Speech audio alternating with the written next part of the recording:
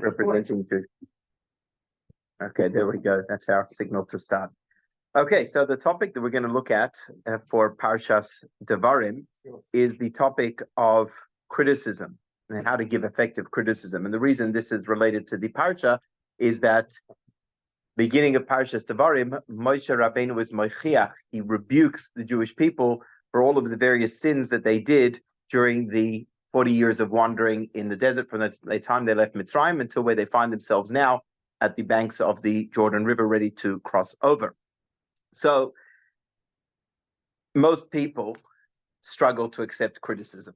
Criticism is not a pleasant thing to be on the receiving end of, even if it is constructive, even if it is well-meant. Many of us like to give criticism, but most of us don't like to be in that situation. You know, we get this defensive reaction when people are critical of us, even if it's people who love us, people who have our best interests at heart, but it brings up feelings of guilt, shame. We become defensive. There's a pushback against it. It almost triggers like a fight or flight type of sensation within a person. So what we're going to talk about is that there are situations in life where it's unavoidable. Criticism is necessary. And rather than using the word criticism, which has all of the negative connotations and baggage associated with it, we have the concept of heichacha or toichacha. Rebuke is also not really a great word either. No. It's kind of got that scolding, wagging finger type of vibe to it. But that's we're going to discuss in those situations where it's necessary, what can we do to be sensitive and to make sure that our criticism is effective. So just as a preface, why are we sensitive to criticism? Just a little bit of psychology. This is based on the writings of Tzemach Tzedek, the third Rebbe of Lubavitch, who quotes the famous teaching from the Gemara, that when Hillel was asked by the prospective ger to teach me the whole Torah while I'm standing on one foot, he answers him, that which is hateful to you, do not do to others. And the question that he asks is, why didn't Hillel phrase it in a positive sense and say, V'ahavta l'reacha kamoicha? Love your brother as yourself, love your fellow as yourself. And that is the entirety of the Torah. Why did he phrase it in this negative sense? That which is hateful to you, don't do to others. And he goes on an explanation, says that one of the most hurtful things for a person to experience is to have their character flaws criticized or revealed. Because generally speaking, we're people who are self-aware, and we are aware of our positive qualities, and we're also aware of our failings. We're aware of our shortcomings, areas where we need to improve, each person in their own life. But because we have a natural self-love, we don't judge ourselves because of our faults and shortcomings. We accept them. We know they're there and that we have to work on them, but we don't let it drag us down or define ourselves by that. And often what we try to do is we try to hide it. We try to bury it and not let anyone see that side of ourselves that we're not that happy with. So when someone comes and criticizes us, it's like holding up a mirror to that which we've been trying to keep hidden. And that's why it's so hurtful. And if we think about it, what type of criticism offends us the most? It's the things that we know are true about ourselves. Someone criticized you for something which was just way out of the ballpark. You brush it off. It doesn't really mean anything. But those things that we are very aware of in ourselves, that we hide and we don't want others to see, well, when someone else sees it and points it out and labels us for it, that's when we kind of get upset. The flip side of that is that tends to be the faults that we see in others, the faults that we see in ourselves and are very self-aware of, and that bother us in ourselves is what we see and notice in others, that bothers us in others. So that's why Hillel said it in this negative sense, that we know how hurtful it is to have our shortcomings highlighted, picked on, pointed out, labeled. So don't do that to other people. Be very, very sensitive in doing so. So nonetheless, even though it's difficult, there is a place for criticism. Indeed, a Navi, the Nevi'im, prophets of the Jewish people, it was part and parcel of the job description. It was part of the job. They had to be mochiach. They had to go and rebuke the Jewish people for their sins. It's not something they chose. This was the word of Hashem. So the Torah recognizes that sometimes there is an importance in positive criticism, effective criticism, and that is expressed in the mitzvah in the Torah of hoicheach toichiach es amisecha, that you have to rebuke your friend, but because of the sensitivities involved. And on the other hand, we have this mitzvah of ahavta l'orecha kamocha, being concerned about the dignity and honor and respect and well-being of somebody else. It's a very fine line between fulfilling a mitzvah through our rebuke and chas v'shalom doing the opposite. So first, what are some of the reasons why people might give criticism? Any suggestions? Good or bad? They're not doing a good job. Someone's not doing a good job. So if you run a business, right, or if you're a teacher in school or a parent at home, and you're not happy with the work that is being done, you need to point it out. Otherwise, you're not going to see a positive change. So if we want to see positive change or improvement, we need to point it out. Very good. Anything else? We could do it privately. Okay, so there are lots of criteria. There's definitely, the halacha says that it should be done privately rather than publicly, which would then bring shame. So that's definitely a sensitivity. So other reasons people may... To improve yourself because you find the fault in others that you've actually got. Okay, so is that a good thing, to rather criticize yourself for those faults than find it in other people? So some people actually like to do that. They like to, unfortunately, put themselves up by pointing out other people's shortcomings and weaknesses. And that obviously is a negative reason. If it's to inflate one's own ego, or if it's just to vent, if it's just to tell someone that you're upset with what they've done or who they are and how they are, etc., that is something which is not positive as well. But sometimes it's meant well in order to help that person to develop. That's what the Nevi'im did. The Nevi'im wanted people to better their relationship with Hashem, to be better Jews, to be better individuals, to be better people, to be more kind, more considerate, more compassionate, more God-fearing. And those are positive reasons. So when we talk about... How effective was the... as effective as the rabbis' drushes are today. Well, we will see. We'll see how that went. I mean, Yirmiyahu was the result that he was thrown in jail for his prophecies of retribution. So they're not just speaking to the people. They are speaking to all generations. That is correct. Another reason why a person may rebuke, it's very interesting. We often think of the mitzvah as being when you see someone doing something wrong, you see someone doing an aveira, you've got a mitzvah, you've got to go and point them out, that your skirt's a little bit too short, or your tefillin are not exactly in the right place, whatever it is.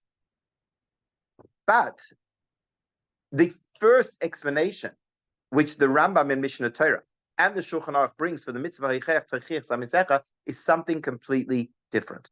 And that is, when someone does something that upsets you, someone does something to you, they slighted you, they harmed you, they injured you, they hurt you, whatever it is, one option is that you bottle it up inside. And we know that bottling up negative feelings is never a good thing, because there it festers, and that's how we get faribbles, machoikas, beregas, and it's not a good situation to be in. So the halacha says that if someone does something that upsets you, if you can't genuinely forgive and forget, you have a chiyuv, a mitzvah, an obligation, to approach them and ask them, why did you do such and such to me? Now, obviously, it's not in an attacking way. It's not in a way of anger. It's not in a way of, it's in order to open up a conversation. And that has a number of benefits. Number one, maybe they didn't intend to do so. So you would have walked away thinking forever that that person has it in for you, where maybe that's not the case. Maybe they were preoccupied, they didn't see, they didn't know. And you give them the opportunity to explain. Alternatively, they may have actually wronged you, and it gives the opportunity to reflect, to apologize, and make amends. And if none of that happens, at least you are not carrying around that negative feeling. You've been able to express it. You've been able to let them know. And that helps with the person's own healing to be able to move on. So those are situations. I mean, it's better out front. It's rather blush and honest. Correct. Absolutely. That's definitely better to have it out front than, but even then we're going to see there are caveats. So we're going to look in this source sheet that we have over here. Those are some reasons why people give criticism: to help someone improve, to see a change we would like to see, to communicate our feelings. And then the negative reasons: to hurt someone, to vent our frustrations, or to boost our egos. So here we have a medrash. This medrash is found on the beginning of Parshas Devarim in the Medrash Yalkut Shimoni. Amar Rabbi Tarfon. Rabbi Tarfon says, Ha'avoida, it's like a type of by the temple service. It's a form of like a swearing. Im yesh b'dor hazeh mi sheyachol lo yichiach. Whether I doubt that there is anyone in this generation who is able to rebuke. Because to rebuke, you've got to be pretty clean yourself. You've got to be someone who is pretty sin-free. Amar Rabbi Elazar ben Azariah, ha'avoida im yesh b'dor hazeh mi sheyachol lekabel toichachos. He says, my question is that not in this generation there is no one who is fitting to give rebuke, is who in this generation is capable of receiving rebuke, which is a much harder task than to give rebuke. Amar Rabbi Akiva, comes along Rabbi Akiva, who is the champion of V'ahavta l'reacha kamoicha ze klal gadol b'Torah. Ha'avoida im yesh b'dor hazeh sheyodea he'ach moichichin. He says the problem is not the lack of people who are able to give rebuke. And the problem is not the lack of people who are able to receive rebuke. The problem is there are not people who know how to rebuke, which tells us that rebuke in and of itself is not the enemy. It's not something good. It's all about the how. It's all about how it is performed. And the Medrash goes on to elaborate an incident how, in fact, being rebuked can actually bring out a greater love that you feel for that person who delivered that rebuke if it was done in the appropriate way. Yes, David. As you said earlier, the word rebuke itself has negative connotation. Does the equivalent tochatar, or other words in Hebrew, also have the same negative connotation of all words? Because I'm thinking, for example, a sports person, an athlete, would have a coach whose job is to tell them where they're going wrong and to improve them.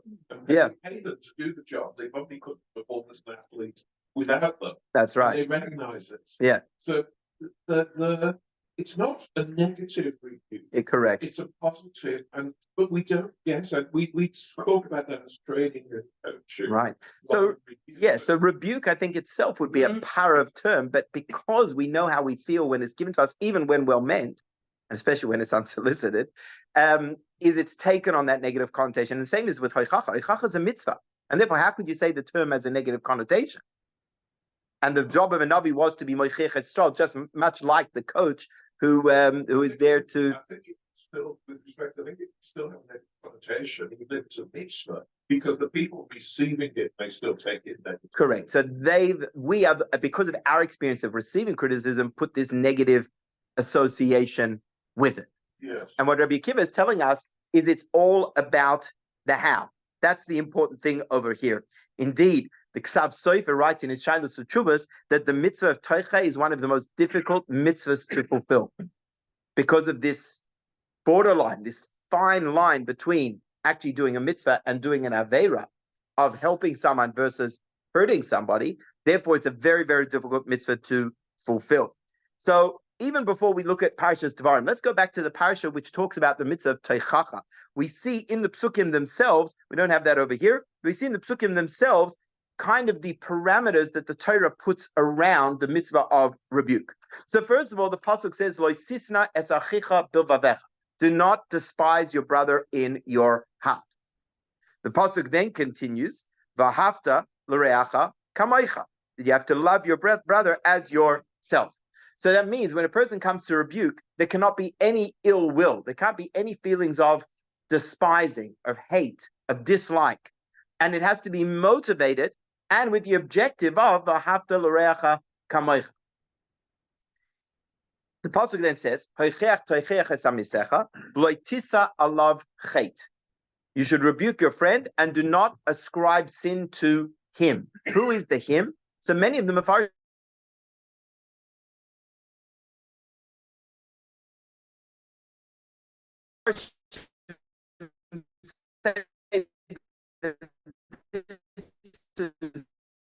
that. At the same time, be very careful that in doing so, you don't bring sin to yourself, such as causing embarrassment and the like. So that kind of gives us an indication that if the proper protocol of or bringing up when someone offended you or hurt you, etc., is in order to come to V'ahavta l'reacha kamoicha, then we have to be very careful about how we go about it. So I think one of what we're going to now look at is perhaps probably the greatest rebuke of all time, and that was Moshe Rabbeinu and Parashas Devarim. These are Moshe's final words to the Jewish people before passing away. 37 days he speaks to Klal Yisrael. Aren't there many, many more cases before this of rebuke in the Torah? There are, multiple. but the Medrash says Direct rebuke. there are direct rebukes, and we'll come to that. We're going to talk about that in a moment. So the Medrash points out the irony. The Medrash points out the irony, how the greatest teicha to the Jewish people came from the one who loves the Jewish people the most, or Moshe Rabbeinu, as a human being, and the greatest brachas that we received was from someone who hated the Jewish people, Bilam and Balak. So it's quite ironic. But that already tells us that the rebuke and criticism of Moshe Rabbeinu, who was Oyav Anshel Yisrael, someone who loved the Jewish people, was done out of love. So what we're going to do is we're going to look at the various psukim concerning Moshe's rebuke to kind of glean some insights as to the how. Like Rabbi Akiva said, it's about how it's done. But before doing that, I want to share another medrash. It's a medrash, Rabbi, also the beginning of Devarim. Moshe Rabbeinu, when Hashem came to him and said, I want you to rebuke the Jewish people, the medrash said that Moshe Rabbeinu was afraid to do so. Why was he afraid? Because already at a previous occasion, he rebuked the Jewish people and he was punished that he was not allowed to go into Eretz Yisrael. He said, Shimuna hamoirim, listen, you rebellious people. And Moshe was punished that he wasn't allowed into Eretz Yisrael. And now he was afraid. He didn't want to be punished again. So the Gemara gives an explanation, the Medrash with a mashal. And the mashal is of a Talmud, of a student who is walking together with his teacher, and he saw a fiery coal on the ground, and he thought that it was a diamond. He saw something sparkling on the ground. He thought it was a diamond. He picked it up, and he got burned. He walks further along the way, and he sees a diamond sparkling on the ground. Then in his mind, he thinks it's a coal, and he's afraid to pick it up because he doesn't want to get burned, until his teacher tells him, you can pick it up, it's a diamond. So to over here, Moshe Rabbeinu, when he gave that initial criticism of the Jewish people, Shimona HaMoirim, where he didn't have the how in order, it was a coal, and he got burned. Now Hashem is telling him, this time it's appropriate, this time it's a diamond, and I want you to give Teicha to the Jewish people. So what's the difference? So I think you suggested something that was more like Lashon Hara. One of the things we say when you give criticism, it's very important not to label people. So over here, Moshe is going to remind the Jewish people of various places where they rebelled against HaKadosh Baruch Hu, Kairach, the Ego, the Man, etc. But he doesn't label the Jewish people per se. Over there, he labels the Jewish people as Moirim, as rebels against Hashem, instead of addressing the action and the behavior. When they say, play the ball, not the man. So that's perhaps one explanation over there. Right. In modern parenting, you're not allowed to say naughty child. That's right. You did a naughty thing, or your baby's naughty. Yeah. And we need to do that for ourselves. We need to separate between the person and the action. So bearing in mind that it's about the how of giving rebuke. So let's have a look at the features of the Teicha of Moshe Rabbeinu in Parashas Devarim, and we'll see what we can learn from it as well. So the pasuk says, "Eile hadvarim asher diber Moshe al kol Yisrael." Very interesting. How do we know we're talking about rebuke? So in Hebrew, there are different terms for speech. One is dibur, and one is amira. Amira, the shoresh amar, means speaking in a gentle, soft manner. Dibur, devarim, is dvarim kashim kegidim, is to speak in a harsh, or speak harsh words. So in the word devarim, we see that Moshe Rabbeinu was speaking teicha to the Jewish people. So these are the words that Moshe spoke to Jewish people, be'ever hayarden, on the other side of the Jordan River. Bamidbar, in the desert, Barava, in the plains, Mo Suf, opposite the Suf, the reeds, the sea of reeds, Ben Paran u'Bein Teufel, between Paran and Teufel, V'Lavan v'Chatzeros, in Lavan and Chatzeros, v'Dizahav. And of course, the Medrash points out that you can't be in all of these places at the same time. Right? You can't be in the Midbar and the Arava. You can't be Bein Paran u'Bein Teufel and in Lavan v'Chatzeros. And indeed, as Rashi tells us, some of these places never existed. They don't exist. We don't find any place called Teufel or Lavan, etc. So obviously, there's a deeper remez within these words.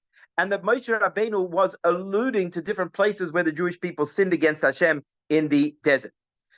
Then in Pasuk Gimel, we'll fast forward one Pasuk. Vayhi b'arbaim shana. It was in the 40th year of wandering. B'ashtei asar chodesh be'echad l'chodesh, the first of the 11th month, the month of Shvat.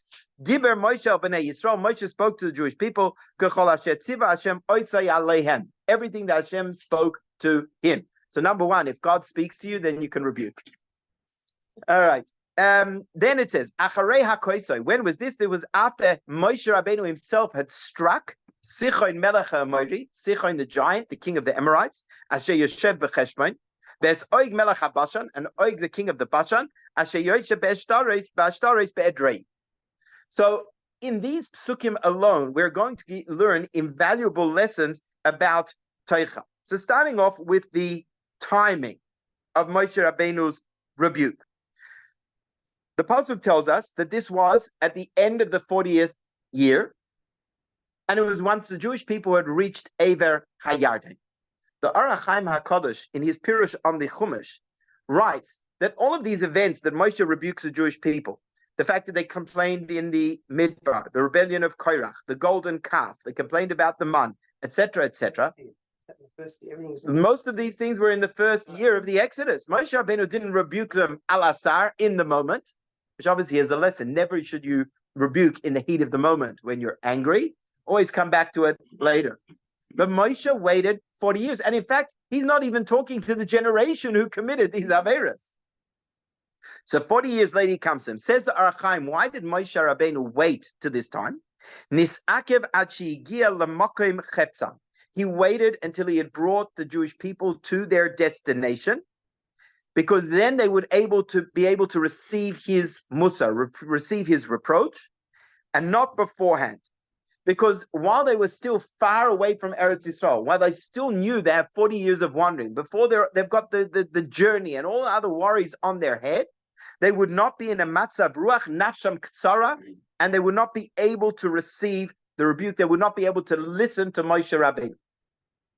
Which really means is once the Jewish people have reached their destination, Moshe Rabbeinu has brought them as far as he's able to bring them. They're now calm because there's no more wanderings. They're entering into the promised land. They're in a good space. Now they would be receptive to listen. And I think the lesson being there is that we need to wait until there's a calm, quiet moment when the person's receptive. If the person's, like it says, you shouldn't try and appease someone in their anger, because if a person's angered, they're not going to listen. So to here, Moshe Rabbeinu was waited to a time that they would be ready to hear. Furthermore, he did so just before his passing. So if we look in Rashi, Rashi tells us over here, Eile hadvarim, lefishein divrei toichachos. These are words of rebuke. Umana kan kol hamakoyim shechisu lifnei hamakoyim bahen. And Moshe Rabbeinu is mentioning all of the places where the Jewish people angered HaKadosh Baruch Hu. Lefichach sasam es hadvarim. Therefore, he hid his words. Bizkiram beremes, and he mentioned the rebuke in allusion. Mipnei kvoiden shal Yisrael, to protect the dignity of the Jewish people. And we'll come back to that in a moment. But then acharei hakoisoi, Amar Moshe. Moshe said, if I were to rebuke the Jewish people before beginning the conquest of Eretz Yisrael, because if you remember last week's parasha, the area of Sichon became the territory of Reuven and Gad, they're going to say, who is this guy? What has he done for us that he's going to now rebuke us? What has he done for us? How's he done goodness for us? How's he helped us? That he has our genuine best interests at heart. But then Rashi tells us, and I've just written this in English for make it easier, we are taught that he rebuked them only close to his death. And Rashi is quoting a medrash which is found in the Sifri, that Moshe Rabbeinu waited to just before his passing to rebuke the Jewish people. And there are 4 reasons why that was considered appropriate to do so. Rashi lists 2 of them, but the medrash lists 4. He learned this from Yaakov Avinu. Yaakov Avinu, before passing away, calls his children together, and he rebukes Reuven for moving his bed. He rebukes Shimon and Levi for massacring the people of Shechem. Shmuel HaNavi only rebukes the Jewish people before passing away. David HaMelech only rebukes Shlomo HaMelech before passing away. This seems to be a pattern. So why because of four things a man should rebuke another only close to his death. Reason number one, so that he not rebuke him repeatedly. If, when a person does something wrong, you have an obligation to rebuke them. So you rebuke them, they do it again. You rebuke them, they do it again. You rebuke them, they do it again. It kind of becomes like a broken record playing over and over again. Moshe Rabbeinu did not want to do that, because every time you are potentially going to hurt the Jewish people and upset their sensitivities. And therefore, he didn't want to have to harp on, so to speak. You rebuke once, it's over and done with, and now you leave it to them to go and fix it up. So Moshe Rabbeinu waited, said he'd be able to do it once, and then it's over. In fact, they say giving criticism should be like giving an injection, right? First, a bit of anesthesia to numb the area, and then you go in and out as quick as possible. That's how it should be. Second reason, so that the other not be ashamed in his sight. The reality is that when someone criticizes you, someone rebukes you, you're always going to have a negative feeling when you see that person. You're going to feel a bit uncomfortable. You're going to feel shame, etc. And Moshe Rabbeinu didn't want the Jewish people to experience that. If he would have rebuked them early in his life, they've got to see Moshe Rabbeinu every single day. So Moshe waited till just before he passed away. They're not going to have to see him again. And therefore, there's not going to be the shame or discomfort in seeing Moshe Rabbeinu. Reason number three, so that he, the rebuker, not bear a grudge in his heart for his rebuking not being heeded. Right? We know that you're not allowed to bear a grudge. Moshe Rabbeinu was worried about himself, that if he would rebuke the Jewish people in the desert for what they've done, and then he's going to see them repeat it again and again and again, Moshe Rabbeinu will become frustrated. And that may affect his love for the Jewish people. And therefore, he waited till before he would pass away so that he wouldn't carry that grudge, or would not run the risk of carrying that grudge against the Jewish people. Reason number four, so that the rebuked person not leave him and go elsewhere. And that sometimes happens, unfortunately, is rebuke can lead to rebellion. Indeed, the Gemara tells us that our good friend, by the name Yeshu, was driven away, is because of this very reason.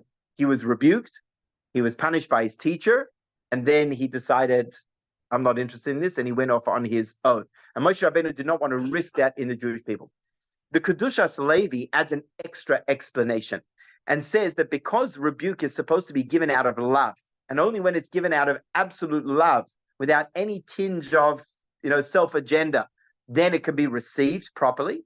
Moshe Rabbeinu waited till he was about to pass away, because in those moments, Moshe Rabbeinu had led the Jewish people the whole time out of Mitzrayim, and they had their ups and downs. But at that time, when Moshe is going to pass away, there's no ill will in that situation. It's a time when Moshe's love to the Jewish people is revealed in its greatest, and it's a time when the Jewish people's love to Moshe is expressed in its greatest way. So those are the four reasons of why one should do so. Samuch l'mitzasoi. So we saw the Orach Chaim who said he waited until the Jewish people were calm because they've reached their destination. Moshe gave it before passing away for these reasons. And Rabbeinu Bechaya adds, and this is also brought in the Orach Chaim and other places, is the pasuk tells us that this was after Moshe had killed Sichon and Og, the giants of the Amori and the Bashan. Why is that relevant? Why is that relevant over here? We know that just happened. Why does the Torah need to tell us? Because only after Moshe had done this favor for the Jewish people, and not just a favor, Moshe put his life at risk for them. He went to fight two giants himself, not with the rest of the Jewish people in the army. He himself killed Og and Sichon. And that when Moshe had done a tova for the Jewish people, then he rebuked them. He could, so to speak, draw down on that credit that he'd given to them, that he kind of, deposited into this account of connection, that he could then be able to give the criticism that was required. So, as was mentioned, normally rebuke should be private. The Shulchan Aruch says the one must rebuke beinoyu vein atzmoi, so that is to avoid publicly shaming somebody. In this case, it was done publicly because it was a public rebuke. It was to all of the Jewish people as a collective, without singling out any individual. He never pointed fingers and said, "Oh, you, the people of Korach's rebellion," although they weren't really there at the time. He never said it was you, it was the men, it was the whoever. He gave this general teicha to all of them together. So now we'll move on to the next point. That was what problem between the Jewish people. They would have said, "Oh, I think it's talking about you." Well, that's why it says "O Kol Yisrael," but that's why Moshe waited to gather all the Jewish people together, because otherwise someone who wasn't there would have said, oh, he wasn't talking to me. Or he would have said, if I was there, I would have said, so Moshe waited till he could have everybody together. That idea, if you go back to the page 2, so that idea in Torah's Menachem is the teaching of Rabbi Bechaya, that he waited only after you've done a favor for a Jew, begashmius, then you could say words of musar to him, and then they will be received, because the person knows you have their best interests at heart. You've done favors for them. You've put yourself out for them, and they can feel your love. They can feel your kindness, and therefore they're more open to receive it.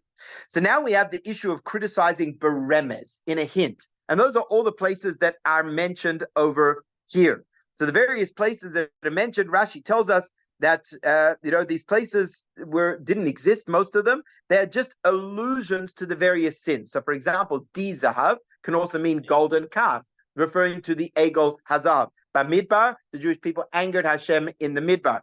Ba'arava, that was when they sinned with the Benois Moav, etc. The Lavan v'chatzeros, they complained about the man, which is white, like the Lavan. So Moshe did so beremez mipnei kvoidan shel Yisrael. Rashi says, because of the honor and dignity of the Jewish people. So here we have the commentary of the Mizrahi, which is one of the commentaries on Rashi, and he says, "Hamakim sasam esadvarim vizkiram beremez mipnei kvoidan." So the criticism, the rebuke, was hidden and given over in allusion. Pirush. Since Rashi tells us that these are words of rebuke, the Issa B'Sifri, Upirush Bamidbar Ba'arava means Bishvil Masha Asu Bamidbar. And Moshe was rebuking them for what they did in the desert. Ubishvil Masha Asu Ba'arava, and what they did in the plains. Kol HaChasais Yachad Shubaishtan Shel Yisrael. So the Mizrahi tells us something very interesting. Why Dafka over here was the rebuke put in a remez form? Because it wasn't just a rebuke for one thing. It's a symptom that we call kitchen sinking. You tell everyone, once you start off with one criticism, you did this, and you did this, and you never do that, and you never do that, and you start to throw everything at them, even the kitchen sink. So it's called kitchen sinking. So in that situation, because Moshe was kol ha'chasais yachad, he was talking about all the times the Jewish people angered Hashem all at once, and therefore that would cause great shame to the Jewish people.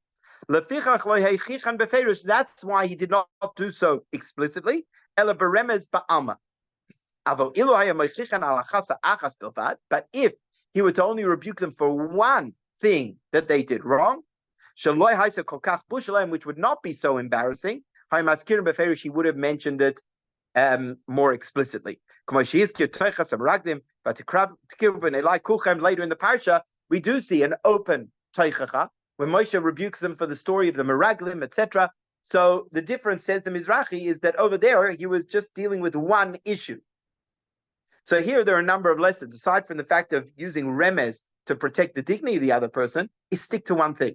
If you're going to criticize someone, and it's for genuine reasons of wanting to see improvement, and you don't want to cause them embarrassment, etc., stick to one thing. Don't let it broaden out to other matters as well. They were Kol Yisrael, all the Jewish people, everyone was there. And again, like I said before, not everyone was guilty of all of these sins. The Egel Azav was the Erev Rav, so not everyone was guilty of each of the sins, and the Meraglim certainly as well. Other Mefarshim give a different explanation than the Mizrahi. The Mizrahi says over here the Teicha was beremez, and later the Teicha was begalo in a revealed way, because there it was focusing on one sin at a time, and here it was all together. Others suggest that after Moshe Rabbeinu was meichiach the Jewish people beremez, in a hint, where the Jewish people therefore saw that he was sensitive to their dignity and that he cared about them and wanted to protect them, they were then able to be makabel from him in an open way as well. Meaning once that trust was created, once they saw that Moshe Rabbeinu was not out to get them, and that Moshe Rabbeinu was very careful with their dignity and honor, then they were open that now Moshe, yes, now you can tell us how it is, and you don't need to sugarcoat it, you don't need to hide it up in remez. They felt safe, they felt respected, etc. Some other ideas we have. And Arachaim HaKadosh, Arachaim tells us over here that in the remez over here was not just a remez to the sins of the Jewish people, but was also a hint of the way they could correct their sins. There were messages of self-improvement. So, for example, the Aver Hayarden, Aver, says the Arachaim, refers to Avraham HaIvri. Aver Hanar. Avraham is called Avraham HaIvri because he came from the other side as well. But Arava says in addition to meaning plains, Arava comes from the word arevus, which means pleasing or sweet. Lavan refers to purity. The color white refers to purity. So hidden within the remez, it could be taken in one of two ways. Either he's being, and we see this in being melamed schus. Moshe Rabbeinu, when he says, and Rashi brings this in his Pirush on the Torah, when he refers to the place of the ego, it refers to it as v'di zahav, which can be read as dai zahav. Too much gold, enough gold. And what was Moshe Rabbeinu saying? Shouldn't have had so much gold. Moshe Rabbeinu lays the blame for the golden calf on HaKadosh Baruch Hu. You were the ones who gave the Jewish people all of the wealth of Mitzrayim. And the Medrash illustrates this of a father who takes his teenage son and he bathes him and he perfumes him and he grooms him and he gives him a big bag of money and takes him to a place of immorality. What do you want that the son's not going to sin? So in a way, HaKadosh Baruch Hu took the Jewish people when they were in their spiritual infancy. They weren't yet mature. Gave them all of this gold. And then brought them to Har Sinai. Causes Moshe Rabbeinu to be delayed coming down. Leaves them without a leader. What do you want? Of course they're going to sin. So Moshe Rabbeinu is melamed schus. And we know, dan lekaf schus. There's an obligation. Even when you see someone doing something wrong, there's an obligation. We have to judge people favorably. Don't assume the worst. And even if it is to the extent of blaming HaKadosh Baruch Hu, in order to not ascribe fault and wrongdoing to a fellow Jew, we learn from Moshe Rabbeinu that that is the preferable arrangement. So that's another very powerful lesson that applies over there. The Medrash Rabbah says, Davar Acher, Ela Hadvarim, Rabbanin Amrin. The rabbis say, Amalai HaKadosh Baruch Hu Moshe. The HaKadosh Baruch Hu said to Moshe Rabbeinu, Hoyu v'kiblu aleim toichaisecha. Once the Jewish people have accepted your rebuke, tzarech ata levarchan. You now need to give them a bracha. Miyad chazo berchan, and therefore immediately Moshe blesses them. Minayin tichsiv, it says, shenemar, it says, Hashem alekeichem, hiba eschem. Hashem should make you fruitful, v'inchem hayom, and you should become like the stars of the heavens, etc. Which is a very interesting thing as well. You need to have a sweetener after. It's like when you discipline a child in a teacher or parent setting, is you never want to part and leave with the negative taste in the mouth. You always want to leave off with something positive. So once, and he puts a disclaimer on there, once they've accepted the toichacha, right? Once they've accepted the toicha, now you have to give them a bracha so that they can see that you're not only there to point out their faults, but you also want to shower them with blessings. You also want to give them goodness. And often, many times, we're very quick to raise our complaints and criticism, but to point out the good things. How many times you call up, you get a faulty product or something. How many times do we make calls to companies to complain about the service? And how often do we send a note to say, thank you for the service, right? You get a customer survey after. Stay on the line and answer the survey about our staff. How many times have you ever been on an airplane and sent an email to the head office about a particular hostess who you thought did an exceptional job, right? So we're very quick to point out the faults and the flaws, etc. But once you do that, if you feel entitled to do that, make sure you give a bracha. Make sure you keep communicating. They say, one of the methods of giving criticism, a sandwich method, right? Begin with something positive, give the criticism, and then conclude with something positive. Because your first interaction with someone, you go stop someone on the street, random, and give a criticism, right? The Jewish people would say to you, who are you to criticize? You need to have a relationship. I need to see that you care about me. I need to see that you've got my best interest in your heart. So you have to do a tova for somebody. Then maybe, if necessary and justified with all the sensitivities, give the criticism as required, but make sure you part on a positive note, a bracha, a sweetener, something at the end. That's what the Medrash says. Amar Rabbi Simon, Okay, we quoted this before. This was the medrash about Moshe Rabbeinu being afraid of rebuking the Jewish people.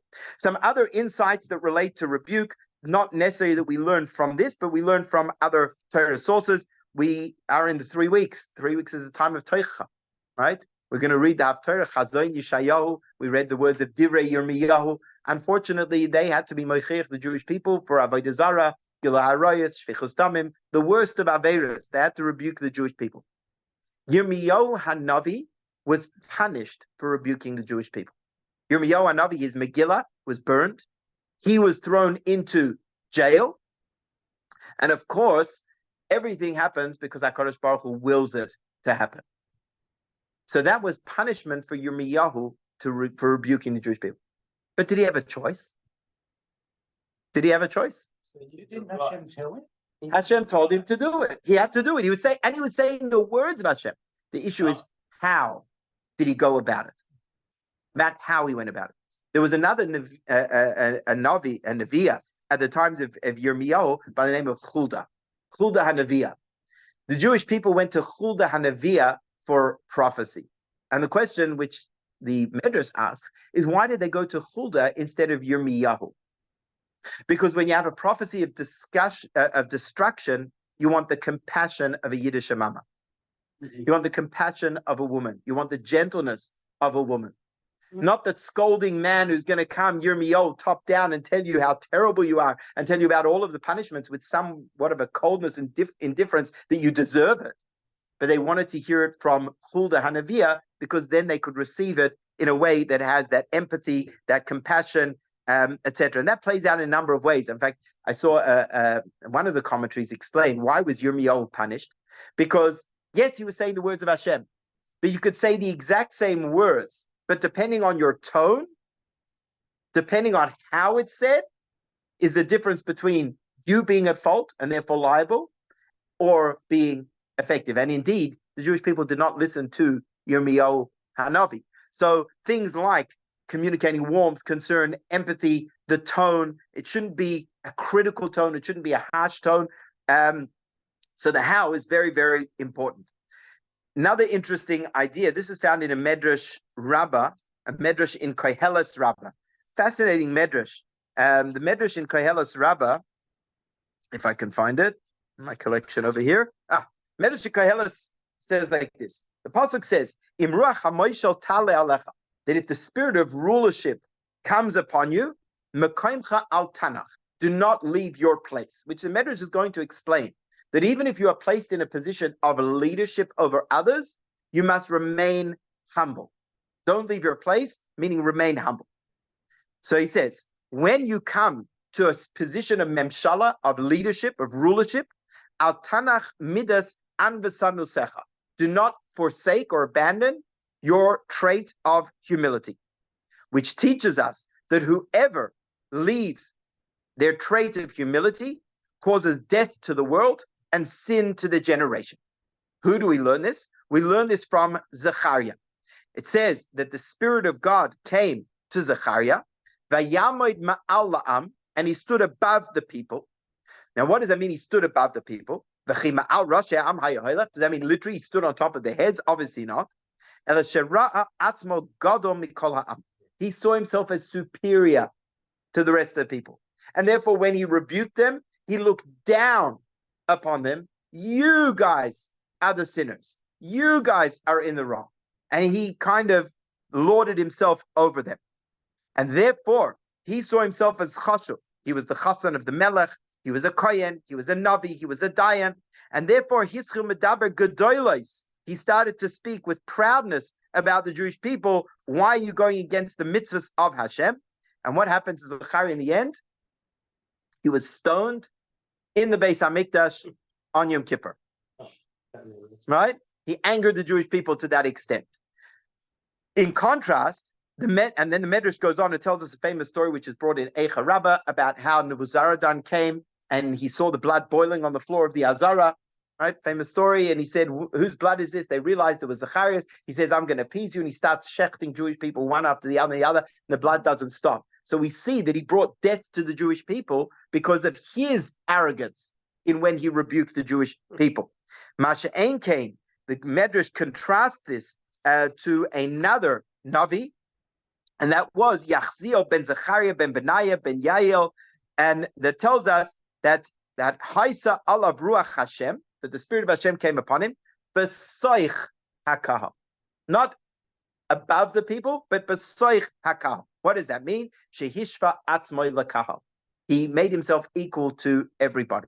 He never said, you guys. It was we. It was about the collective, that we are all at wrong. And because it wasn't said with arrogance, it was said with humility, and that he put himself in the plight of the Jewish people, they were able to be makabel his teicha, they were able to be makabel his words. So these are some insights just running through the list with regards to lessons that we've learned. With regards to timing with criticism, the Ohr HaChaim tells us Moshe waited till they got to Eretz Yisrael, meaning they were now calm. It was a calm, quiet space.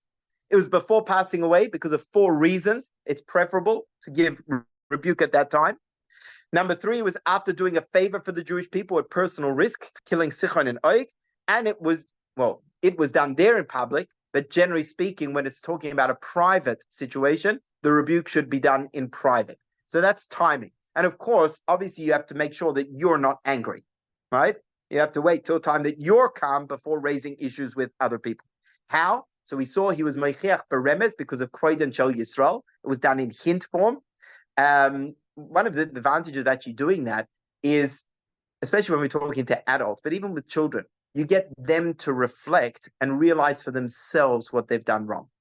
Instead of holding it up like that mirror to their face, you did this, let them reflect. So when you give a hint, right? Can you think of something that maybe happened in class today that maybe you got the detention for? That allows them to save face and go home and work it out for themselves. Suggesting a way to improve, like the Ohr HaChaim says, limud schus di zahav, that it was the gold that he gave them, and then of course the tone of body language. Additionally, we've got humility versus saying it in a condescending manner, saying it in the positive rather than negative. Don't do it like this. Why don't you try do it like this? Showing genuine pain and concern, and of course, shoit atzmach tchila. The Gemara says, just like the masks on the airplane, put your own air mask on before helping someone else. Make sure you're free of that same thing you're about to criticize someone else for, so that you are in a position you can give that as well. And on the back, you've just got some points. Really, first thing is we have to self-evaluate. What is my objective in giving the criticism over here? And therefore, and even then, is it necessary?